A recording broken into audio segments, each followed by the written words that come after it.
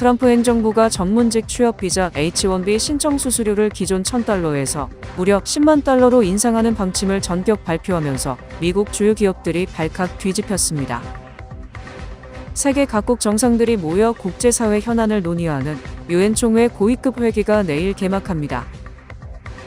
뉴욕과 정상담소 경제자립 프로그램에 참여한 아시안 여성 이민자들의 다양한 목소리를 담아낸 책이 출간됐습니다. 21일 늦은 저녁 7번 전철에서 묻지마 칼부림 사건이 발생해 경찰이 용의자를 쫓고 있습니다. 모두가 누릴 수 있는 권리, 바로 아름다움입니다.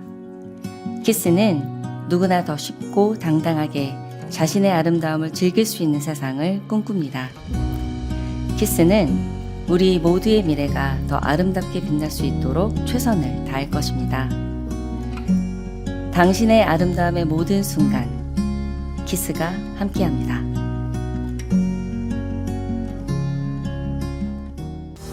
PCB의 능력이 나의 능력으로 이어집니다. 내가 만난 새로운 능력, PC빌리티, PCB뱅 제공입니다. 트럼프 행정부가 전문직 취업 비자 H-1B 신청 수수료를 기존 $1,000에서 무려 $10만 달러로 인상하는 방침을 전격 발표하면서 미국 주요 기업들이 발칵 뒤집혔습니다. 도널드 트럼프 대통령이 19일 해외 숙련 노동자를 특정 산업에 유입하기 위한 H-1B 비자 프로그램 신청자에게 $10만 달러의 수수료를 부과하는 행정명령에 서명했습니다. 이민국 통계에 따르면 지난해 미국에서 발급된 H-1B 전문직 비자는 14만 1천 건에 달하는 것으로 나타났습니다.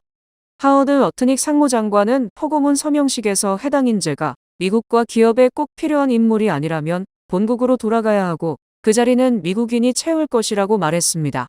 로이터 통신에 따르면 마이크로소프트는 19일 직원들에게 발송한 내부 이메일을 통해 H-1B 및 가족용 H-4 비자 소지자들에게 당분간 미국 내에 체류하라고 지시했습니다. 특히 현재 해외에 머물고 있는 직원들에게는 20일 이전까지 미국으로 돌아올 것을 강력히 권고했습니다. JP모건의 이민 관련 외부 법률 자문팀도 비슷한 내용의 이메일을 보내며 H-1B 비자 소지자들에게 추가 지침이 있을 때까지 해외여행을 자제하고 해외 체류자는 9월 21일 0시 1분 이전까지 입국하라고 안내했습니다. H-1B 비자는 과학기술, 공학, 수학, 스템 분야 고급 인력에게 발급되며 연간 8만 5천 건으로 제한돼 있습니다. 기본 체류 기간은 3년이며 3년 연장도 가능해 최대 6년까지 체류할 수 있습니다. 하지만 새 제도에서는 기업이 비자 한 건당 최대 60만 달러까지 부담하게 되면서 기업이 납부해야 할 수수료가 기하급수적으로 늘어나게 됐습니다. 세계 각국 정상들이 모여 국제사회 현안을 논의하는 유엔 총회 고위급 회기가 내일 개막합니다. 유엔 총회는 23일부터 29일까지 맨해튼 유엔 본부에서 193개 회원국의 국가 원수나 정부 수반이 차례로 연단에 올라 국제 이슈에 대한 외교적 견해를 나타내는 유엔의 연례 최대 행사입니다. 이기 첫 번째 유엔 총회 연설에 나서는 트럼프 대통령은 이 대통령에 앞서 23일 오전 브라질 대통령에 이어 유엔 회원국 정상 중 두 번째로 기조연설에 나섭니다. 이재명 한국 대통령도 첫날의 기조연설에 나서 한국의 민주주의를 소개하고 한반도 문제 등 글로벌 현안에 대해 한국 정부의 비전과 정책을 제시할 예정입니다. 올해 고위급 주간에서는 가자지구 전쟁과 러시아와 우크라이나 전쟁, 아프리카 수단 내전 등 지속하는 국제사회 분쟁 현안들이 핵심 의제가 될 전망입니다. 다만 국제사회 현안에 대한 유엔의 영향력이 줄고 있는 가운데 트럼프 행정부의 지원 예산 삭감으로 자금난까지 겹쳐 이번 고위급 회기는 유엔의 전례 없는 위기 속에 열리게 됐습니다. 트럼프 대통령 집권 2기 출범 이후 미국은 트럼프 행정부 정책 기조와 맞지 않는 국제기구나 협약에서 탈퇴할 것을 결정하고 분담금 지원을 중단한 상태입니다. 트럼프 행정부는 유엔 인권이사회와 팔레스타인 난민구호기구, 유네스코 탈퇴를 결정했고 세계보건기구, 파리기후변화협정 탈퇴도 예고했습니다. 뉴욕과 정상담소 경제자립 프로그램에 참여한 아시안 여성 이민자들의 다양한 목소리를 담아낸 책이 출간됐습니다. 가정상담소는 20일 맨해튼 첼시에 위치한 갤러리 AP스페이스에서 지역사회의 목소리를 기록한 책 브리지즈 오브 빌롱잉 출판 기념회를 개최했습니다. 이 책은 가정상담소 경제자립 프로그램의 일환으로 진행된 영어 글쓰기 워크숍을 통해 탄생했습니다. 이 프로그램에 참여한 15명의 아시안 여성 이민자들은 자신들의 목소리를 담아내며 언어장벽, 경제적 어려움, 가정폭력 등에 대한 고립과 상처를 풀어내고 동시에 그들의 내적 힘과 회복력, 그리고 삶 속에서 발견한 아름다움을 진솔하게 보여줬습니다. 저희 이제 직업 교육 프로그램에 오시는 여성분들이 많이 하시는 말이 뭐 제가 애를 키우다 보니까 뭐 커리어를 놓쳤어요. 뭐 저희 뭐 애기 아빠가 좋아하지 않아요. 저희 뭐 시부모랑 같이 살아서 그래서 그런 과정에서 자기 자신을 좀 많이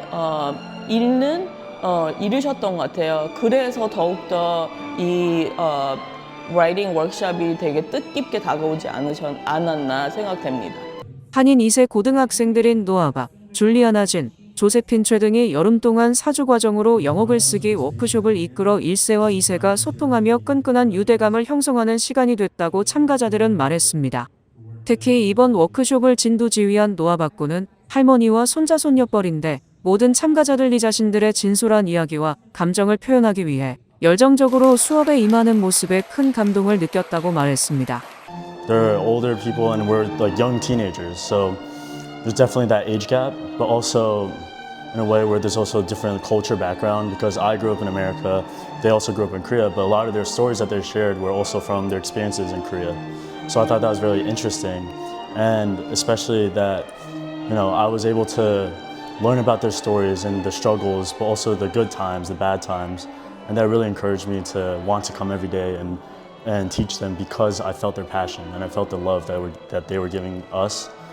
참가자들은 워크숍을 통해 많이 웃고 울었고 삶에 치여 감정을 정리해야겠다는 생각조차 못했는데 이번 기회를 통해 오랜 시간 묵혀 있었던 많은 생각들과 감정들을 정리하는 좋은 시간이었다고 평가했습니다. To keep expressing themselves, even if there's barriers in their way, like whether it's age, whether it's language, whether it's ability to do anything, that they can do anything. At their age now, they can now say, I am part of a book. I publish a book, or I'm part of a publication of a book.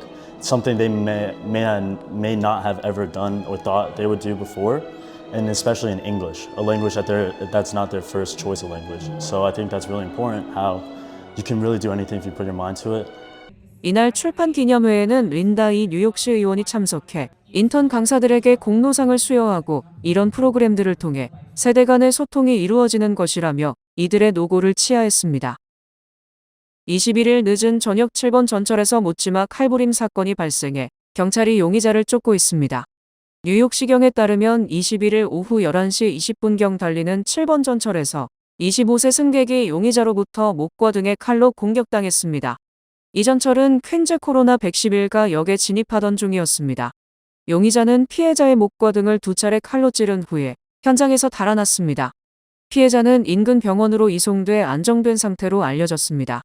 또 지난 19일 저녁 맨해튼 4번 전철에서 남성과 여성 사이 시작된 말다툼이 몸싸움으로 번졌습니다. 남성 용의자는 전철이 역에 도착하자 여성을 역으로 밀치고 목을 졸랐습니다. 경찰은 둘은 전혀 알지 못한 사이였고 이들의 말다툼의 원인이 무엇인지 무엇 때문에 싸웠는지는 명확하지 않다고 밝혔습니다.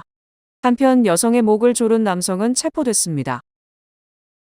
조지아주 현대차 LG 배터리 공장에 대한 연방이민 당국의 단속 여파로 한국인 전문직 취업비자 확대 필요성이 다시 부각되고 있는 가운데 톰 수오지 연방 하원 의원이 호주 전용 E3 비자 프로그램에 한국인을 포함하는 법안을 다시 추진하고 나섰습니다. 톰 수오지 연방 하원 의원은 19일 뉴욕 퀸즈 지역구 사무실에서 기자회견을 열고 한국은 미국의 핵심 동맹이자 주요 투자국이라며 E3 비자 프로그램을 활용해 한국인의 취업 기회를 넓힐 필요가 있다고 밝혔습니다. 수오지 의원이 발의한 이 법안은 FTA 체결로 호주에 배당된 연간 1만 500개의 E3 비자 중 사용되지 않는 몫을 한국인에게 할당하자는 내용입니다. 현재 이 비자는 절반도 소진되지 않고 있어 현실적인 대안으로 주목받고 있습니다. 이번 법안은 기존의 한국인 전용 입호 비자 법안과 함께 투트랙으로 병행 추진되며 상대적으로 절차가 간단한 E3 비자 수정안이 통과 가능성이 더 높다는 평가입니다. 새로운 쿼터를 신설하지 않아 취업 비자 확대에 반대하는 여론을 피할 수 있다는 점도 장점으로 꼽힙니다. 이날 기자회견에 참석한 김민선 미주한인 이민사박물관장은 최근 조지아 단속 사태를 계기로 한국인 전용 비자 도입의 시급성이 커졌다며 수오지 의원의 법안은 한미 양국에 모두 도움이 될 것이라고 기대감을 나타냈습니다. 미국 강경 우파 청년 활동가 찰리 커크의 부인 에리카 커크가 21일 열린 추모식에서 남편을 살해한 범인을 용서한다는 메시지를 전했습니다. 에리카는 21일 애리조나주 글렌데일의 스테이트팜 스타디움에서 열린 추모식 연단에 올라 수만 명의 청중 앞에서 그 젊은이를 용서한다고 말했습니다.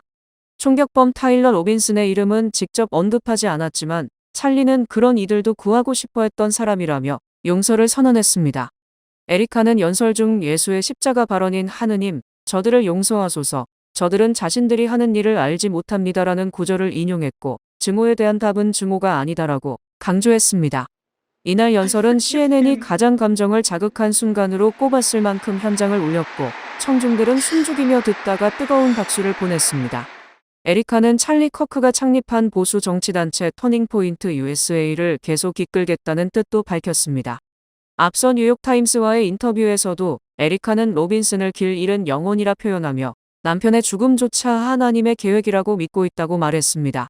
그는 그의 피를 내 장부에 올리고 싶지 않다며 사형 여부는 정부가 결정할 일이라고도 밝혔습니다. 찰리 커크는 마가 진영을 대표하는 청년 인사로 동성애와 낙태 반대, 총기 옹호 등의 활동을 펼쳐왔습니다. 에리카는 트럼프가 찰리를 아들처럼 여겼다며 남편의 죽음 후에도 조언을 계속 구해도 되느냐는 질문에 물론이다라고 답했다고 밝혔습니다. 범인 타일러 로빈슨은 범행 동기에 대해 찰리 커크의 증오에 질렸다고 말한 것으로 알려졌으며 현재 기소된 상태입니다. 질병통제예방센터 산하 예방접종자문위원회가 19일 코로나19 백신 접종을 누구에게도 권장하지 말고 접종 여부는 개인의 선택에 맡기라는 권고안을 내놨습니다. 백신 회의론자로 알려진 로버트 케네디 주니어 보건복지부 장관이 기존 위원을 전원 해임하고 새로 구성한 자문위는 투표를 통해 65세 이상 고령자나 기저질환자 등 고위험군에게도 백신을 권장하지 않는다고 확정했고 접종 여부는 개인이 의료진과 상담해 결정하게 하라고 권고했습니다. 또한 자문위는 코로나19 백신의 위험성에 대한 더 강한 표현을 안내문에 명시하라고 촉구했습니다. 백신 접종의 의사 처방을 의무화하자는 안은 부결됐습니다. 그간 미국은 독감처럼 코로나19 백신도 정기 예방접종 대상으로 권장해왔고 수십억 회 접종을 통해 백신의 안전성은 입증됐다는 입장이었으나 반백신 기조의 케네디 장관이 취임 뒤 백신 정책 전면 재편에 나서면서 코로나19 백신에도 균열이 생기고 있습니다. FDA는 이미 지난달부터 고위험군만 코로나19 백신을 접종하도록 승인했습니다. 폴 오핏 필라델피아 아동병원 백신교육센터장은 고위험군조차 접종을 권장받지 못한다는 것이 문제라고 지적했고 숀 오리얼이 미국 소아과학회 감염병위원장도 이날 자문위 토론에서 백신에 대해 불신을 조장하려는 노골적인 시도가 있었다면서 전문가들은 우려를 표하고 있습니다. 현재 일부 주정부는 CDC FDA와는 별개로 자체 백신 지침을 만들 계획이며 미국의 건강보험사들도 2026년까지는 접종 비용을 계속 보장할 방침입니다. 연방의회가 19일 연방정부의 셧다운 사태를 막기 위한 임시 예산안 처리에 실패하며 연방정부 셧다운 가능성이 높아졌습니다. 연방상원은 19일 공화당 주도로 연방하원을 가까스로 통과한 7주간 현 수준으로 연방정부 지출을 유지하는 단기 지출 법안을 찬성 44표, 반대 48표로 부결시켰습니다. 이로써 오는 30일 예산안 처리 마감 시한까지 새로운 합의가 없을 경우 10월 1일부터 연방정부 셧다운이 불가피해졌습니다. 이번 임시 예산안은 11월 21일까지 현행 예산 수준을 유지해 내년도 예산 협상을 위한 시간을 벌기 위한 법안이었으나 상원에서 민주당이 전원 반대했고 공화당 내에서도 재정 보수파인 랜드폴 의원과 메디케이드 삭감에 우려를 표명해온 리사 머코스키 의원이 반대표를 던졌습니다. 민주당은 오바마케어 보조금 연장을 포함한 자체 예산안도 제시했지만 이 역시 부결되며 양당의 극심한 이견 속의 협상이 교착 상태에 빠졌습니다. 이 가운데 연방상원은 일주일간 휴회에 들어갔고 하원 지도부도 9월 30일까지 예정된 일정 일부를 취소한 상태입니다. 민주당은 셧다운 사태의 책임이 공화당에 있다고 비판하며 협상 복귀를 촉구하고 있는 반면 공화당은 하원을 통과한 임시 예산안이 유일한 현실적 대안이라며 민주당의 협조를 압박하고 있습니다. 트럼프 대통령이 레티샤 제임스 뉴욕주 검찰총장에 대한 수사에 진전이 없다는 이유로 담당 연방검사의 해임을 공개적으로 요구하고 나섰습니다. 트럼프 대통령은 19일 기자들과의 질의응답에서 버지니아 동부에서 수사를 맡고 있는 에릭 지버트 연방검사가 기소할 증거를 찾지 못했다며 무능하다고 강하게 비판했습니다. 그는 지버트 검사가 민주당 소속 연방상원의원들로부터 인준받았다는 점도 지적하며 그 순간부터 좋은 검사가 될 수 없다고 생각했다고 말했습니다. 트럼프 대통령은 지버트 검사의 해임 가능성을 직접 언급했으며 주요 전문 매체들은 조만간 해임이 단행될 수 있다고 보도했습니다. 수사의 핵심은 레티샤 제임스 검찰총장이 과거 버지니아주에서 주택담보대출을 신청할 당시 허위 진술을 했는지 여부로 트럼프 대통령은 수사 내용을 전부 검토한 건 아니지만 제임스 총장이 유죄인 것처럼 보인다고 주장했습니다. 레티샤 제임스 검찰총장은 앞서 트럼프 그룹을 상대로 한 민사소송에서 트럼프 대통령과 두 아들에게 사기 책임이 있다고 판단을 이끌어낸 바 있습니다. 트럼프 대통령은 2기 임기 시작 이후 연방 검사 및 법무부 인사를 잇따라 교체하며 법무부의 정치화 논란을 키우고 있습니다. 이번 조치 역시 정치적 반대자를 겨냥한 압박이라는 비판과 함께 사법 독립성 훼손에 대한 우려가 커지고 있습니다. 올해 상반기 한국인의 미국 방문객 수가 74만 3천 명으로 집계되며 전년 대비 11.2% 감소한 것으로 나타났습니다. 한국관광공사 집계에 따르면 미국 방문국들 중에서 7번째로 많은 한국인들의 미국 방문은 올 상반기 6개월간 74만 3천 명으로 감소했습니다. 이 같은 감소세는 트럼프 행정부의 강력한 입국 통제 정책 때문으로 추정됩니다. 트럼프 행정부는 2기 임기 시작과 동시에 국경 통제를 강화하고 불법 체류자 대대적 추방 작전을 벌이고 있으며 비자 발급 조건을 까다롭게 하고 입국 심사에서 SNS 기록, 반미 성향, 범죄 전력, 체류 초과 이력 등을 면밀히 검토하며 합법 비자 소지자들까지 입국에서 거부당하는 사례가 늘고 있습니다. 이로 인해 한국인뿐 아니라 캐나다, 유럽, 아시아 국가들로부터의 미국 방문객도 줄고 있는 상황입니다. 실제로 올 상반기 미국을 찾은 외국인은 1,592만 명으로 작년 같은 기간보다 1.2% 감소했습니다. 특히 캐나다인의 방문은 육로 기준 28%, 항공 기준 13.3% 급감했습니다. 이는 트럼프 대통령이 캐나다에 35% 고관세를 부과하고 미국의 51번째 주가 되라고 발언한 데 대한 보이콧 운동의 여파로 해석됩니다. 여행관광협회는 올해 미국 전체 방문객이 8.2% 감소할 것으로 전망하며 이에 따라 관광 수입도 전년 대비 125억 달러 줄어든 1,690억 달러에 그칠 수 있다고 우려했습니다. 대학생을 위한 편리함으로 가득한 뱅크 심플리 체킹의 칼리지 뱅킹 혜택, 100불 캐시 보너스와 10불 스타벅스 기프트 카드까지 드리는 한정기한 혜택을 가까운 뱅크 오브 오프 지점에서 만나보세요. 이 프로그램은 뱅크 오브 오프 제공입니다. 주요 단신 전해드립니다. 미소매협회 보고서에 따르면 관세로 인한 가격 인상 우려에도 불구하고 올해 할로윈 지출이 사상 최대치인 131억 달러에 이를 것으로 전망됩니다. 구글이 18일 공식 블로그를 통해 크롬 브라우저에 생성 AI 제미나이를 도입한다고 발표하며 검색 시장의 주도권 경쟁이 더욱 치열해질 전망입니다. 연방재무부 자료에 따르면 7월 외국의 미 국채 보유는 9조 1,590억 달러로 전월보다 330억 달러 증가하며 3개월 연속 사상 최고치를 기록했습니다. 플로리다 템파 국제공항에서 한 승객의 수화물에서 실제 사람 것으로 추정되는 두개골과 뼈 조각이 발견됐습니다. 승객은 이를 주술 의식에 쓰려 했다고 주장했습니다.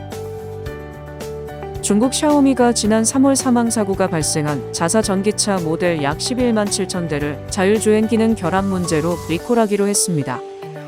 투자의 귀재 워런 버핏이 이끄는 버크셔 해서웨이가 17년 장기 투자 끝에 중국 전기자동차 업체 비아디 지분을 전량 매도했습니다. 손정희 소프트뱅크 그룹 회장이 인공지능 투자를 확대하는 가운데 일본 소프트뱅크 그룹의 비전 펀드가 인력의 최대 20%를 줄이는 방안을 검토하고 있습니다. 페루를 넘어 전 세계를 대표하는 인류 유적 가운데 하나인 옛 잉카 제국 도시 마추픽추로 향하는 유일한 철길이 버스 사업권을 둘러싼 지역 주민들의 과격 시위로 막히면서 마추픽추가 속한 7대 불가사의 자격 박탈 가능성이 제기되고 있습니다. 날씨 전해드립니다. 화요일인 내일은 대체로 흐리겠습니다. 낮 최고 기온은 81도, 최저 기온은 68도입니다. 해 뜨는 시간은 6시 44분, 해 지는 시간은 6시 52분입니다. 이상으로 주간 날씨와 세계 날씨 전해드립니다.